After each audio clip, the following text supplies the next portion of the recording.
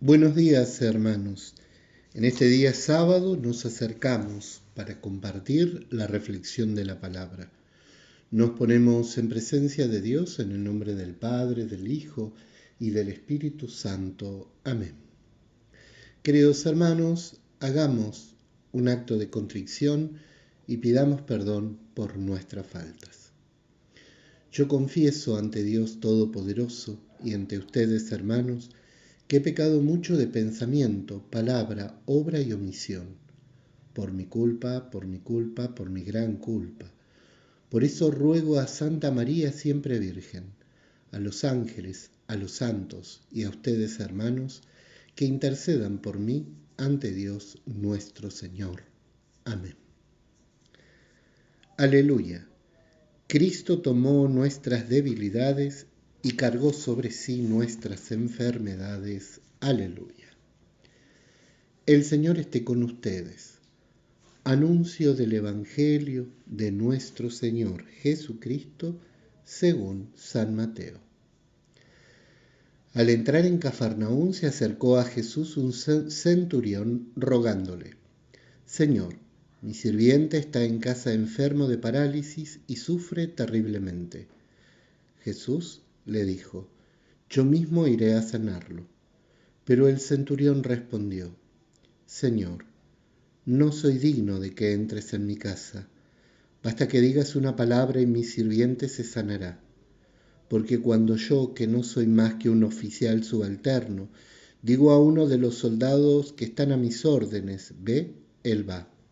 Y al otro, ven, él viene. Y cuando digo a mi sirviente, tienes que hacer esto, él lo hace. Al oírlo, Jesús quedó admirado y dijo a los que lo seguían: Les aseguro que no he encontrado a nadie en Israel que tenga tanta fe. Por eso les digo que muchos vendrán de oriente y de occidente y se sentarán a la mesa con Abraham, Isaac y Jacob en el reino de los cielos.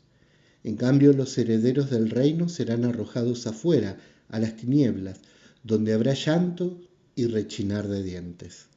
Y Jesús dijo al centurión: Ve, y que suceda como has creído.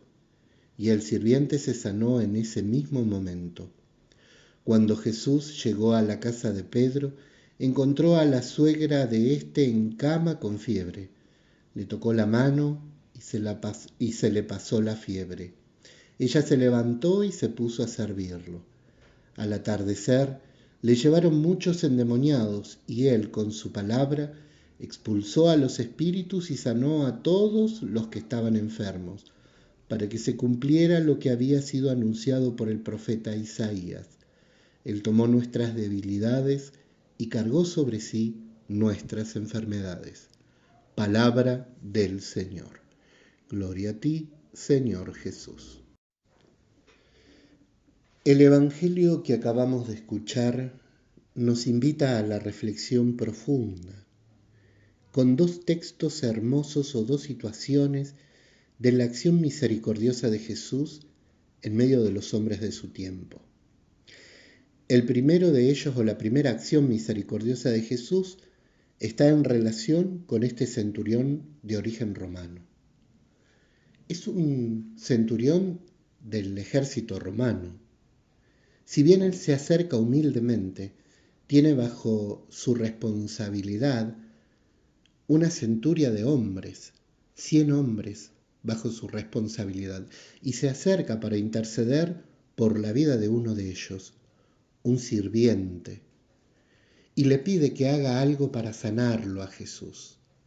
Jesús accede y decide ir, y allí acontece algo que nos deja a todos sorprendidos, y es la fe de este hombre. La fe embuida de humildad, pero de una humildad sincera. Este centurión de origen pagano le responde a Jesús: Yo no soy digno de que entres en mi casa, pero una palabra tuya bastará para sanarlo. El mismo Jesús se sorprende por la acción de humildad y por la acción de fe de este hombre. y lo va a expresar abiertamente. No he encontrado en Israel una fe semejante. Frente a este acontecimiento y en paralelo podríamos ver que Jesús también sana a la suegra de Pedro, herida por la fiebre o acosada por la fiebre que está padeciendo. Jesús la sana, la restablece y ella enseguida se levanta y se pone a servirlos como acción compensatoria por la obra que Jesús acababa de hacer con ella. Tenemos dos ejemplos de la acción misericordiosa y sanadora de Jesús. Sin embargo, hay un tercer elemento que no podemos dejar pasar libremente. Es la expresión de Jesús cuando dice: por eso les digo que muchos vendrán de oriente y de occidente y se sentarán a la mesa con Abraham, Isaac y Jacob en el reino de los cielos. En cambio, los herederos del reino serán arrojados afuera, a las tinieblas, donde habrá llanto y rechinar de dientes.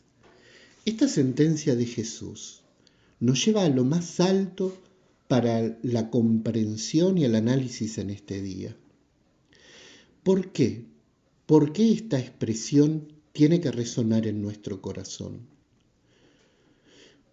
Porque queda a las claras que a veces podemos creer que porque estamos en la iglesia, porque estamos comprometidos, porque tenemos acciones que se demuestran en obras para la iglesia, e incluso que seamos consagrados, religiosos, sacerdotes, obispos, etc., no es una garantía de que vayamos a heredar o ganar el reino de Dios. Si no hay humildad de corazón, y si no hay conversión de corazón, y si en nuestros corazones lo que hacemos no lo hacemos por fe, podemos quedar fuera de esa mesa de la cual habla Jesús. A veces nuestras prácticas piadosas se pueden volver rutinarias, se pueden volver hechos y acontecimientos establecidos como hábitos, pero no hay transformación de corazón. Y allí puede ser esta sentencia que un día Jesús les dijo o aplicó a los hijos de Dios, del pueblo de Dios, la primera alianza, también puede cabernos a nosotros. Es decir, si en nuestro corazón no hay una fe que se traduzca como humildad, como sencillez de corazón, no importa la condición que tengamos dentro de la iglesia, es Dios el que determinará quién ha de sentarse y participar en el banquete del reino de los cielos. Y debemos vivir con humildad su decisión. Esto nos revela hoy el texto del centurión, que Dios verdaderamente no hace acepción de personas. Y a veces de personas que podemos pensar que están alejadas de la gracia de Dios o que no practican la fe como la vivimos nosotros, allí no hay salvación y no lo sabemos. Hoy Jesús se sorprende en este evangelio por este centurión que muestra tamaña fe y lo alaba el mismo Jesús. No he encontrado en Israel una fe semejante. Ojalá nosotros podamos actuar como este hombre, con una sencillez y humildad desbordante y con una fe sobrecogedora. Ojalá nosotros también podamos ser merecedores de esa invitación de Jesús, recordando que Él invita a hombres y mujeres de Oriente y Occidente para sentarse en ese banquete de la eternidad. Que el buen Dios nos ayude a vivir en esta clave de humildad, conversión y sencillez de corazón. Como ministro de la Iglesia en este día, reciban la bendición en el nombre del Padre, del Hijo y del Espíritu Santo. Amén.